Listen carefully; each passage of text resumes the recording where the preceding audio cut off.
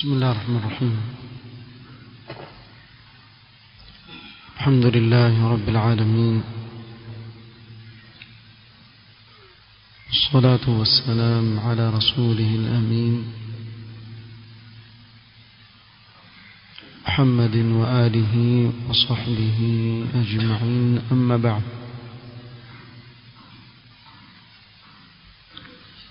leo ikiwa ni tarehe 16 mwezi wa Shawwal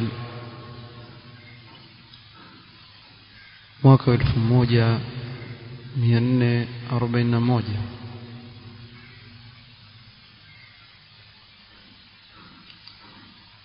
tuendelea na silsila ya ad-durus al-manhajiyya tukisoma رسالة أصول الدعوة السلفية للشيخ الدكتور عبد السلام ابن برجس رحمه الله تعالى. tukiwa leo بإذن الله تعالى katika الأصل السادس، msingi wa 6 miongoni mwa misingi ya hii da'wa mubaraka, الارتباط الوثيق بعلماء السنة. miongoni mwa misingi ya da'wa salafia ni mafungamano ya nguvu sana ya wafuasi wa hii da'wa na wanaovioni wao katika da'wa kama hii, wanaovioni wa sunna.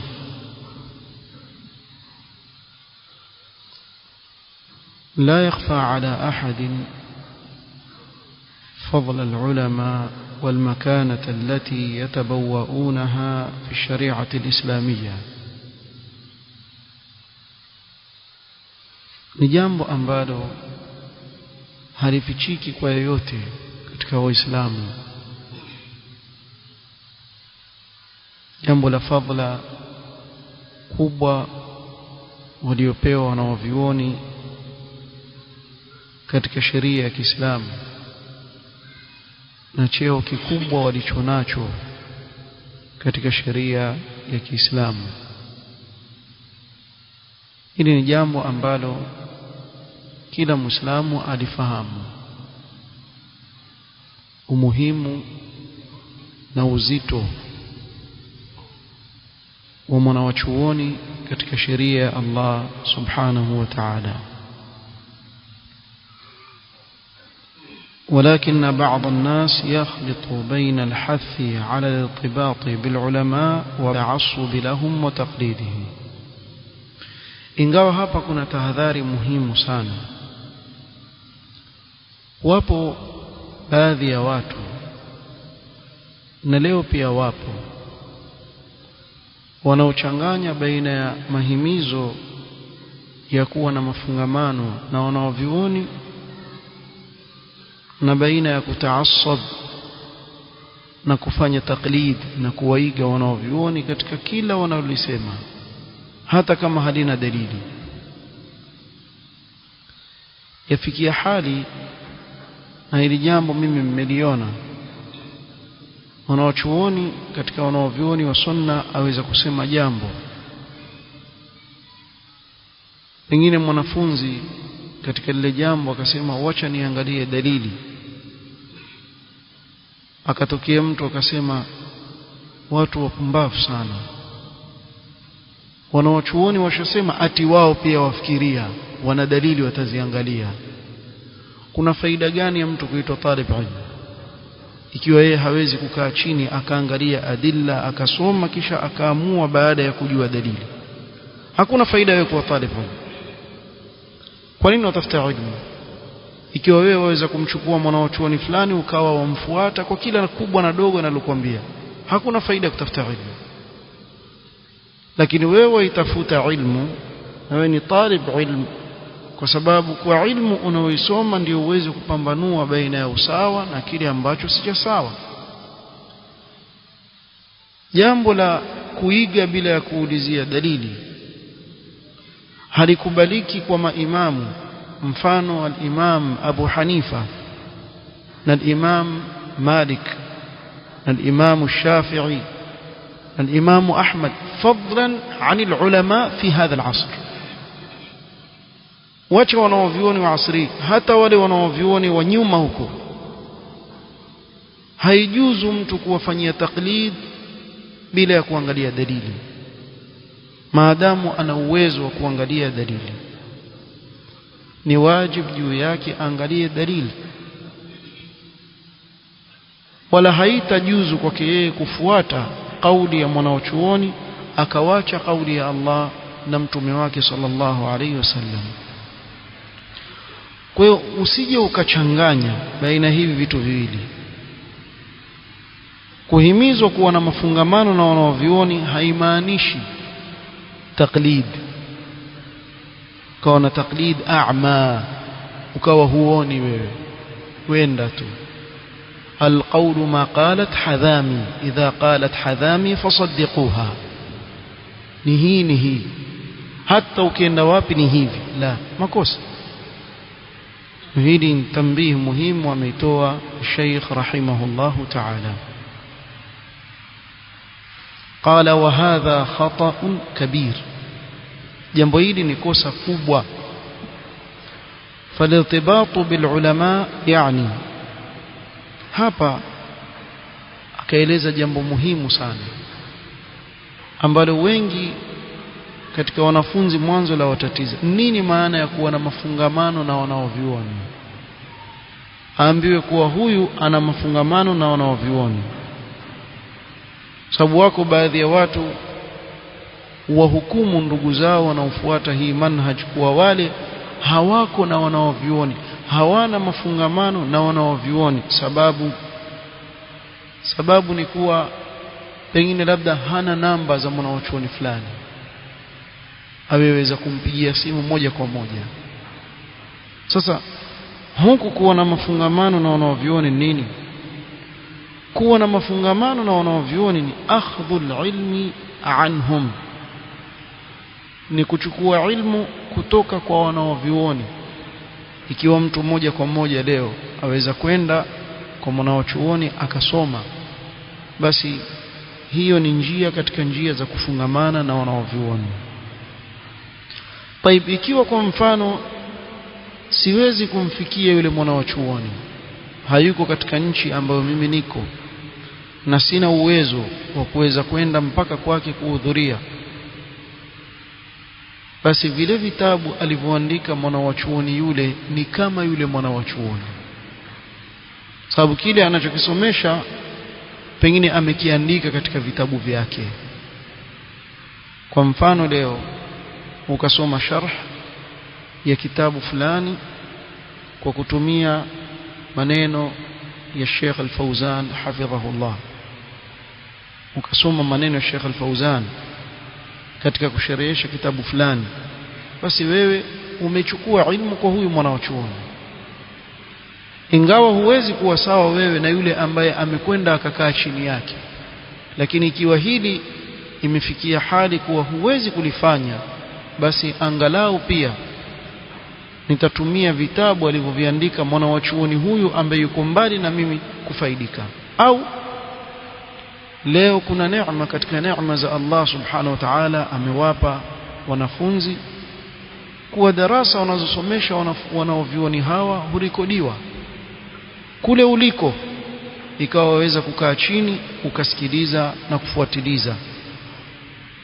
Hii pia ni katika njia ya kufaidika na mwanachuoni kama yule, ukawa una mafungamano na yeye. Walistifadatu minhum bitawjihi walirshadi wa nahwi dhalika, na pia kufaidika na wao kwa miongozo wanaoitoa katika kuelekeza watu. Bimaana kukitokea jambo ukasubiri fatawa za ulama na ukafuata. Katika kufuata ile miongozo ya hao wanaovioni, hata bila wewe kuwaona wale wanaovioni, basi huku ni kufungamana na wanaovioni. Kwa mtu akikwambia kuwa nataka kukuunganisha na wanaovioni, hizi ndio njia za kuunganisha watu na wanaovioni, kuwaelekeza katika kuchukua ilmu kutoka kwa wanaovioni hawa na kufaidika na miongozo yao wanaoitoa katika mambo ya dini, iwe watakuwa wamewaona, na hii ni neema kubwa. Ikiwa hili limekosekana na kushindikana, iwe wanafaidika katika vitabu vyao na katika kusikiliza darasa walizozitoa, na linapotokea jambo wakasikiliza fatawa na miongozo wanaoitoa wanaovioni, tayari wewe una mafungamano na wanaovioni.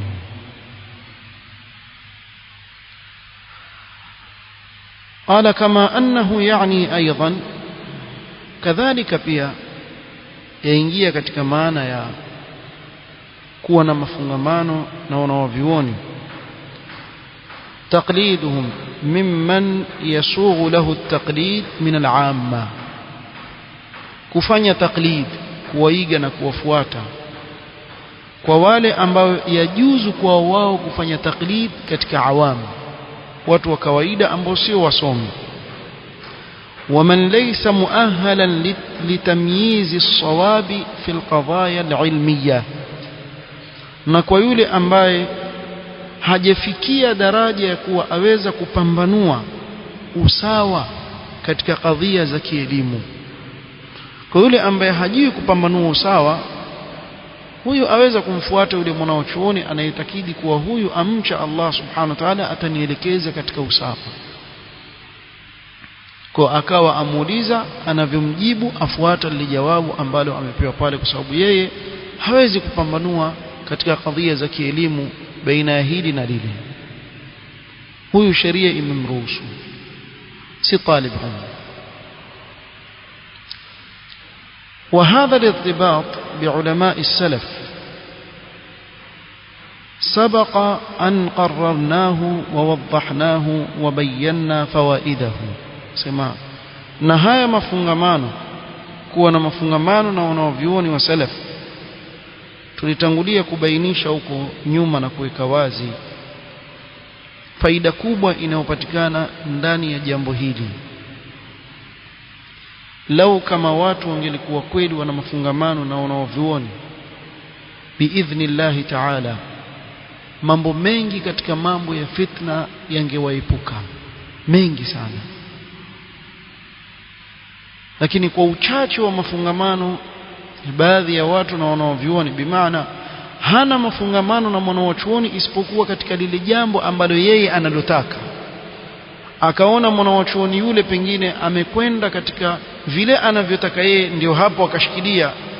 Kinyume cha hivyo akaenda kinyume na yeye, huyu ataingia katika mapipa ya fitna, wal iyadhu billah. Utamwona katika kila sehemu ya fitna akiteleza. Kwa ili ujizuie kutokamana na fitan, kutokamana na upotofu, biidhnillahi ta'ala, katika mambo yako rejea kwa ulama.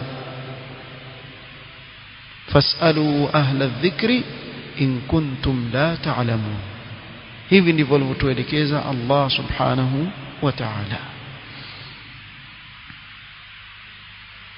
قال وبينا الأضرار التي تترتب عندما يتخلى الناس عن هذا الارتباط.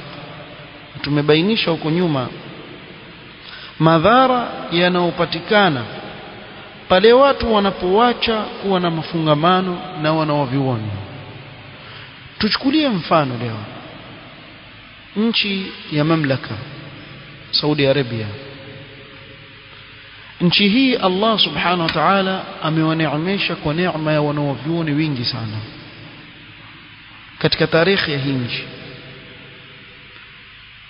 Aondoka mwanachuoni, aacha mwanachuoni mpaka leo. Wakati walipokuwa wameshikamana na wanaovioni wao, vijana walikuwa katika sunna, walillahi alhamdu wal minna. Lakini ikafikia wakati wakaja watu kutoka Misri na Waikhwani, wakaja watu kutoka India na utablighi, wakaja watu kutoka huku na kule. Hawa baadhi ya vijana wakawa na mafungamano na hawa watu. Pale kukatokea watu ambao wametoka katika ule mkondo ambao walikuwa nao wanawavyuoni wao. Na yote sababu nini? Walipoacha mafungamano na wanawavyuoni wao, fitan zikazidi katika nchi, waliyadhu billah, mpaka ikafikia hali waweza kumpata kijana amtusi mwanawachuoni wa sunna bila kujali, wakati hili jambo halikukuwepo huko nyuma. Kabla ya wao kuacha mafungamano vijana kama hawa na wanawavyuoni wao na kushikamana na kuwa na mafungamano na watu ambao ni mashbuhini kama maikhwani wale na matablighi na wengineo. Tizama ile hali leo, waweza kushangaa wewe. Wallahi nashangaa. Kuna mmoja kijana bahith akizungumzia vitabu vya ilmu, tara al-ajab, yani akaa kijana hivi alitoa vitabu kwamba kitabu hiki mwanachuoni huyu amekitunga, malengo yake ni hivi hivi, kuna hiki kuna hiki, kuna faida hii na ile. Ukitaka kujua kuwa tawfiq si kwa wingi wa kusoma vitabu, mfano wake ni kama huu. Kuna kipindi huletwa katika TV za kule mamlaka, channel zao zile, na wanafunzi hufuatiliza katika kueleza vitabu na faida zake. Vitabu aina mbalimbali. Sababu mmoja katika wale bahithini wachukuliwa siku hiyo ikawekwa mada fi dhilal alquran, yazungumziwa tafsiri ya Sayyid Qutb fi dhilal alquran. Kwa kweli mimi kwa kitambo nikifuatiliza, sababu kuna faida nyingi sana pale utapata kama pale vile. Siku hiyo ndio ikawa mwisho, sababu ilikuwa hajulikani yule kijana manhaji yake ni gani wakati huo kitambo. Sasa hizi alhamdulillah, mtu yote akizungumza wewe uuliza tu huyu nani, uambiwa. Bas akaanza kusifu. Mimi sijaona yani mtu anayesifu tafsiri hii ambao ndani yake imejawa na mambo ya upotofu makubwa katika itikadi, mpaka kufikia kusema sijaona mimi tafsiri hata ya Qurtubi hata ya Tabari ikifika mfano wa hii, namna alivyozungumza katika sura hii. Hata Tabari yakuzungumza sadala, hata Qurtubi pia kufika hapa. Subhanallah. Sasa yule mwenye kumuuliza sema, lakini watu wasema kuwa ndani yake kuna makosa fulani ya aqida, ayataja aswa. Asema iko hiyo kidogo kidogo, si kidogo, ndo iko hiyo. Na ndani ametukana masahaba, tukana masahaba, mafanya makosa pale. Yani hakuna ghera tena kabisa ya masahaba wa Mtume sallam. Kisha ukamwona, lakini ana maneno mazuri pia, azungumza awasifu masahaba, yani awasifu kwa ujumla masahaba. Lakini kusema kuwa Muawiya hakumtusi radhiallahu anhu na wengineo katika masahaba kama sahaba Abu Sufyan radhiallahu anhu na wengineo katika masahaba ambao wamefanyia ta'an, watalazimisha mpaka kusema kuwa kwa yale maneno waliosifu masahaba ndio tarajuu ile, walazimisha. Hakuna ghera ya aqida, hakuna ghera ya masahaba. Yote haya yametakamana nini? Hakuna irtibat ya watu kama hawa na wanawavyuoni, ikawapelekea kufikia hapo. Yani mtu yuwakiri na kujua wazi kwa humu muna tamat, kuna balaa. Jamaa zetu sasa kuna balaya nyingi humu ndani, lakini pamoja na hayo ukamwona mtu afunika kwa sababu sasa mafungamano yake si wanaovyuoni wa sunna, ni watu wengine huku nyuma ambao ana mafungamano na wao. Na hili jambo likafikia mpaka katika baadhi ya vyuo vikuu, ukijulikana wewe ni salafi basi utakanyagiwa. ikiwa utakuendelea na masomo utakanyagiwa, uyasingiwe. Na mambo yafanyika mpaka katika nchi kama Kuwait na nyinginezo. Haya yote haya yamezaliwa kwa sababu ya watu kuachana, kuwa na mafungamano na maulama, ikawapelekea wao kwenda katika fikra kama hizi.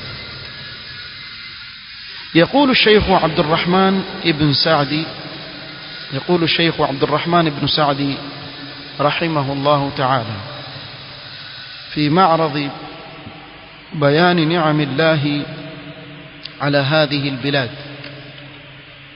hapa mwandishi akanukuu maneno ya Imam Saadi rahimahullah katika kuwakumbusha watu wa mamlaka neema Allah subhanahu wa ta'ala aliyowapa nchi kama ile, katika neema nyingi ambazo Allah amewapa. Akawapa hii neema wanaovioni wakubwa katika tarikhi hii nchi. Asema al-Imam As-Sa'di: فنقى لكم دينكم من البدع والإشراك.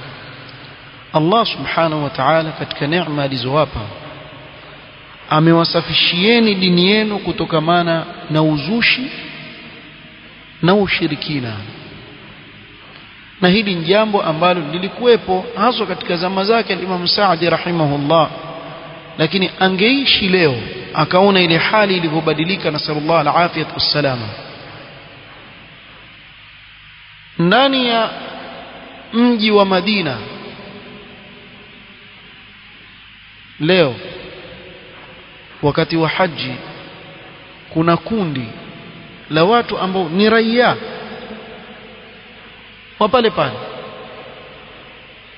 wakodishwa kwa ajili ya kuwapigia makhurafi matari wanapoingia huku, wawaimbia talaa al-badru alayna.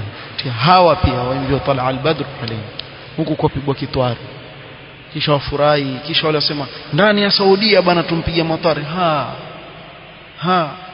Imefikia hali kwa baadhi ya watu. Lakini kulikuwa wakati hakuna bid'a, na kikweli mpaka leo siku wetu waweza kufanya tu hivi. Kuna kiasi kikubwa lillahi alhamdu wal minna katika nchi cha kuzuia mambo ya uzushi katika dini. Kuna muda walikuwa makhurafi washaanza, ikifika Rabiul Awwal, kuna umra ya Rabiul Awwal, jamaa hujaa kule, kisha pale msikitini wakafanya kusudi, fika wakati fulani wote wakasimama pale wakaanza kusoma, yani kufanya maulidi ndani ya msikiti wa Mtume sallallahu alaihi wasallam. Man ahdatha fiha hadathan, Mtume sallallahu alaihi wasallam mwenye kuzua uzushi ndani ya mji, fa alayhi la'natullah almalaika wan nas ajma'in, ni juu yake laana ya Allah na ya watu au na malaika na watu kwa idadi ya watu wote. Lakini mtu wazua uzushi ndani ya msikiti wa Mtume sallallahu alaihi wasallam. Nakumbuka siku zile wakaanza kutupa zile clip, muona ndani ya Masjid an-Nabawi tumefanya, kwa wafanya nini? Tabajjuh annahum fa'alu wa amilu. Kisha kule nje wako wale wenzetu, Allah yahdina wa iyahum, kutoka Pakistani sio wapi, hizi nchi zingine hizi, hao watu wa nini? Peremende kwa watoto, kawaganyiza peremende barabarani. Yani ile shiari yao ya uzushi wakaiweka wazi kabisa, watu waione. Masha Allah, kumbe ishatizamwa ikaonekana. Serikali ishaona yale mambo ambao wataka kuyaleta pale. Mwaka unaofuata kukatawanywa askari kwenye tarehe kama ile, simama tukuone. Ikiwa wewe kweli mzushi, simama tukuone. Kimya, watu wafanye ibada zao kwa makini za sawasawa za kisheria. Ama ibada hizi za uzushi zote hizi hazikufanywa, alhamdulillah. Watu wakabakia katika kufanya yale ambayo ya sawa.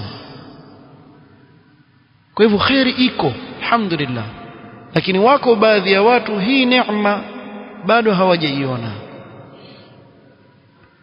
Na pia mambo ya shirki, zunguka utafute sehemu yoyote ambayo utaona eti kuna kaburi limejengwa, hilo hutoliona hilo.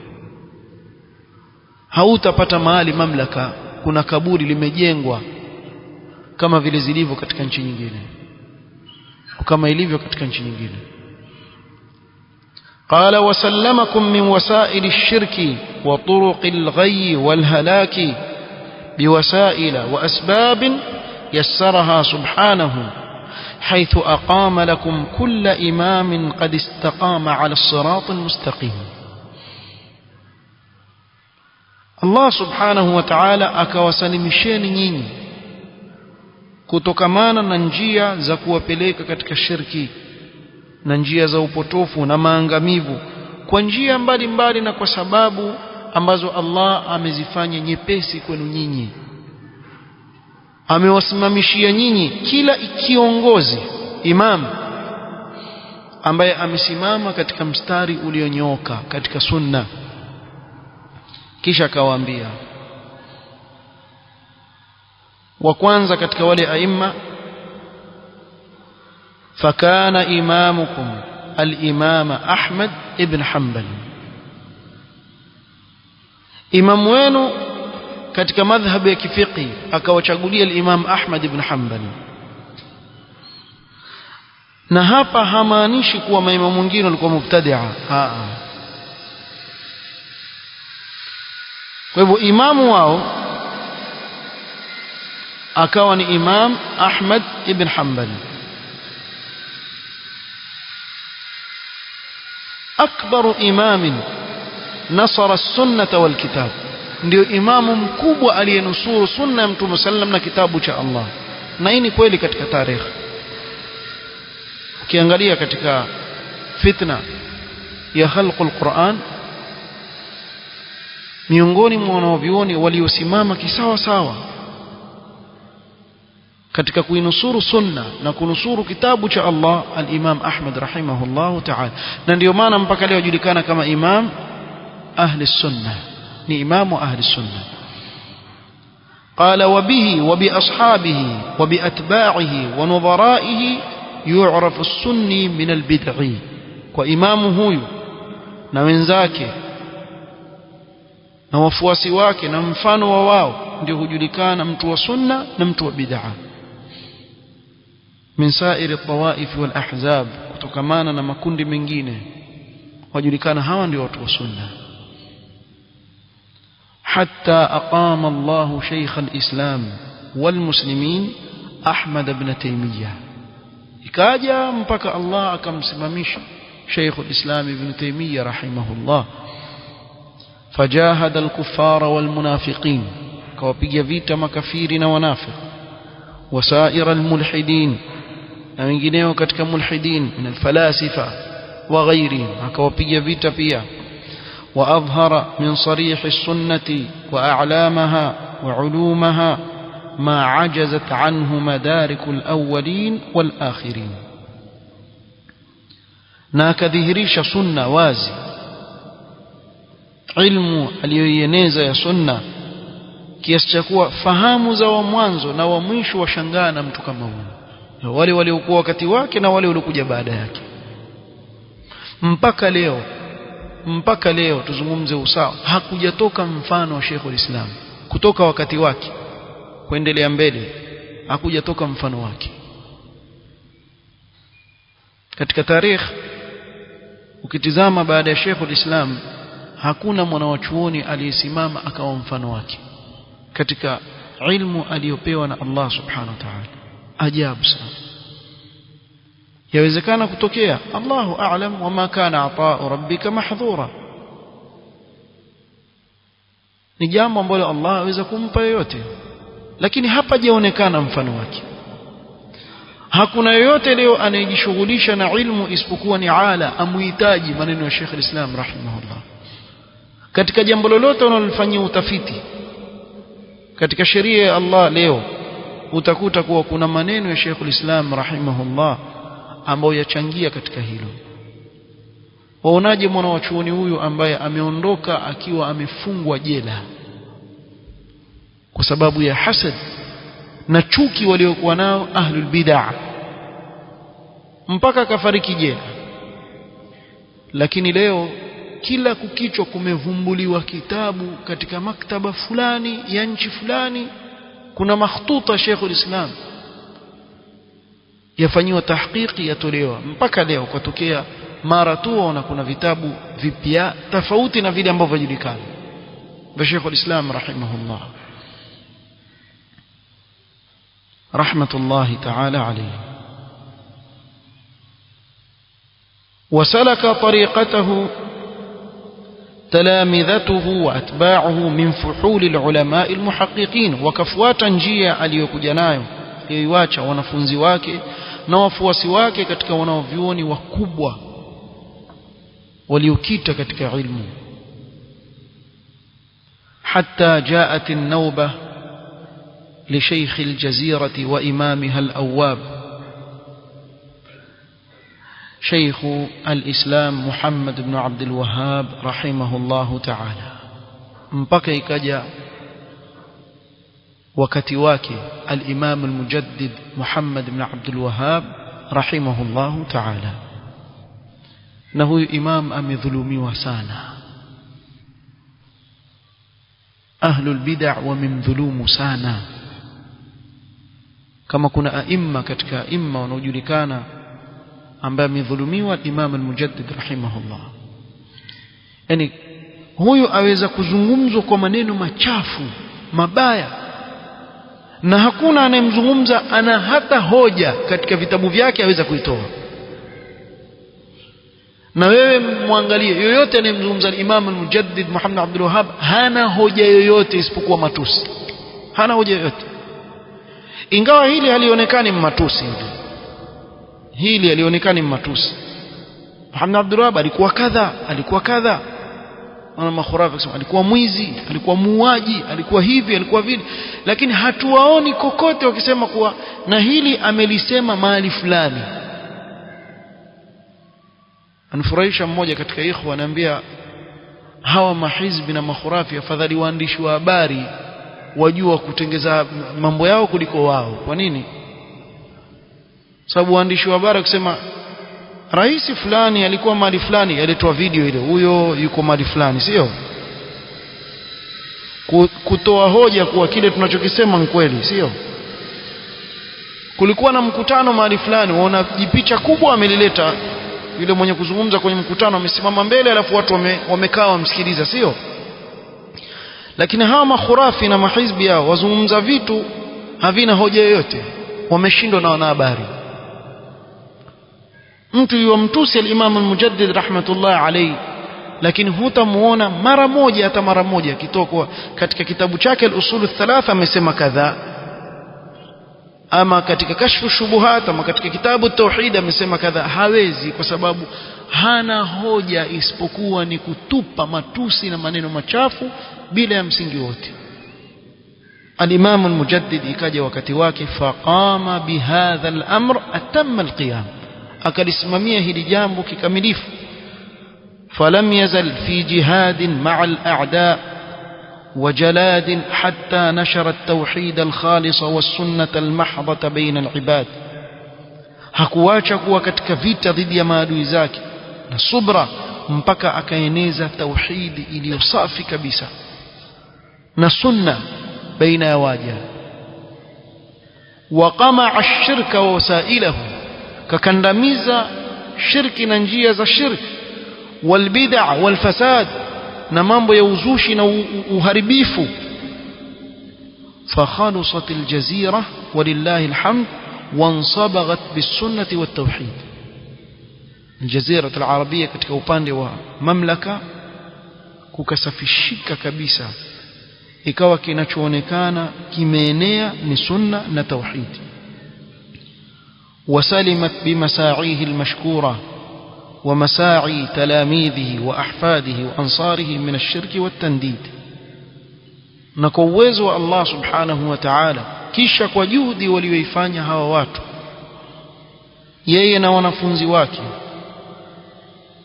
na kizazi chake mpaka leo kina Ali Sheikh ambaye mmoja wao ni mufti wa mamlaka leo, wakaendelea kuieneza tauhid na kuiondoa shirki katika nchi kama ile.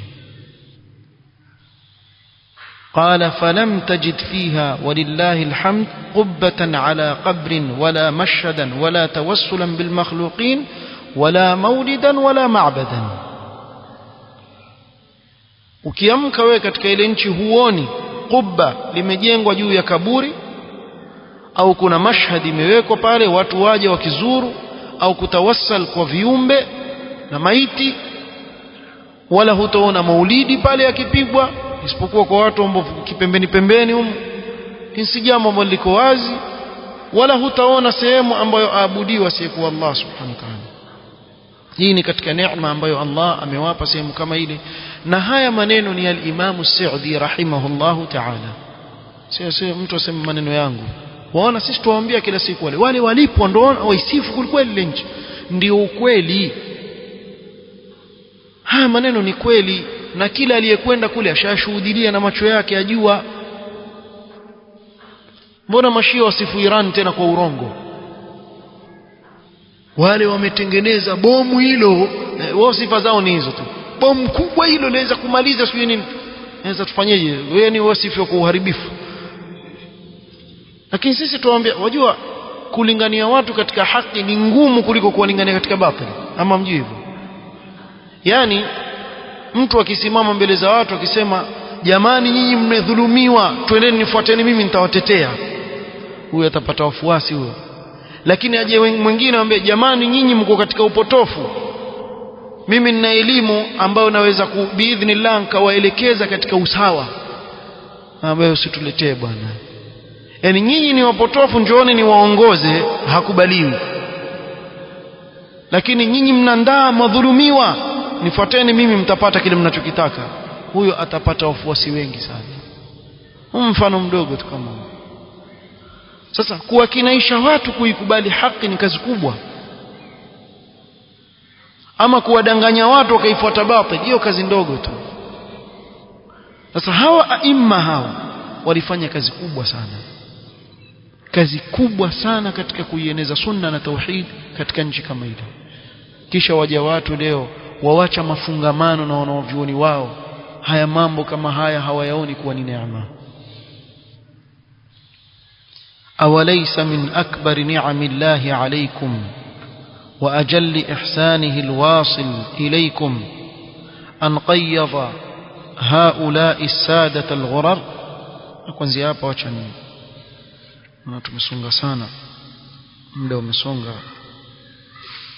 tumalizia insha Allah taala katika kikao kitakachokuja. Subhanakallahumma wa bihamdika ashhadu an la ilaha illa anta astaghfiruka wa atubu ilaik. Barakallahu fiik. فلو قال قائل رافضي أو غيره أتزعمون يا أهل السنة أن الحق عندكم وحدكم؟ نقول نعم ولا خطابة. الحق الذي لا تشوبه شائبة الباطل، الحق الخالص الصافي من الكدر عندنا عندنا عندنا وألف مرة عندنا، وإن رغمت ألوفكم وشمخت رؤوسكم حتى تلحقوا المريخ. سمعتم؟